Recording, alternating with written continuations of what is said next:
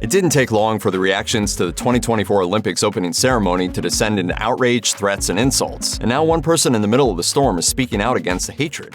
The Olympic Games always marks its beginning with an extravagant opening ceremony, the result of years of planning and coordination by a huge team of creatives representing the host country. Sadly, 2024 ceremonies were affected by bad weather, with torrential rain hampering some of the performances.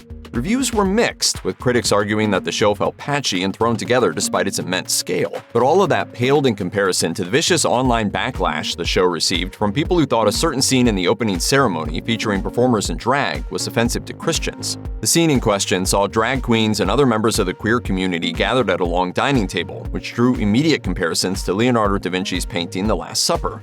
Images of the scene, titled Festivity, have circulated widely on social media, with commentators spouting their anger that the religious scene had seemingly been parodied and satirized. Even the French Catholic Church claimed it, quote, included scenes of derision and mockery of Christianity. However, despite early reports that The Last Supper inspired the segment, organizers have poured cold water on the comparison, claiming that the likeness was entirely unintentional. Instead, the scene was actually intended to be a recreation of the feast of the mythical god Dionysus, as represented in the painting The Feast of the Gods by 17th century Dutch painter Jan van Beelert. The director of the ceremony, Thomas Jolly, explained that the show he put together was intended as a reflection of the freedoms enjoyed by French citizens in modern society, saying, I wanted to say that we're a big us, and last night there were ideas from the French Republic. There were inclusive ideas of kindness, of generosity, ideas of solidarity, which I think we desperately need. He also said that the eye-popping character dressed in blue is key to understanding the reference to Dionysus, which ties into Olympic history and French culture.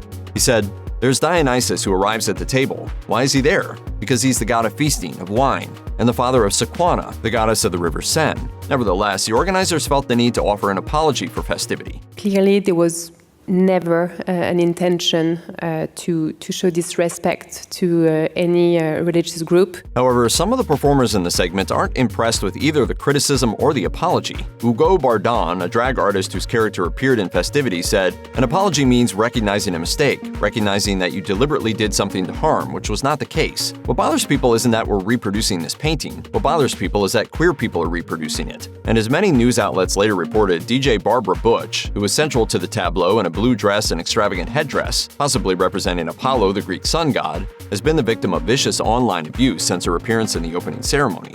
In a statement posted on the DJ's Instagram page, Butch's lawyer wrote, she has been threatened with death, torture, and rape, and has also been the target of numerous anti-Semitic, homophobic, sexist, and grossophobic insults. Pushing back against the vile hatred that her performances faced, Butch and the lawyer have announced that they were filing multiple police complaints against those who have abused and threatened her illegally. In the caption that accompanied the post, Butch wrote, whatever some may say, I exist. I've never been ashamed of who I am, and I take responsibility for everything, including my artistic choices. All my life, I've refused to be a victim. I won't shut up.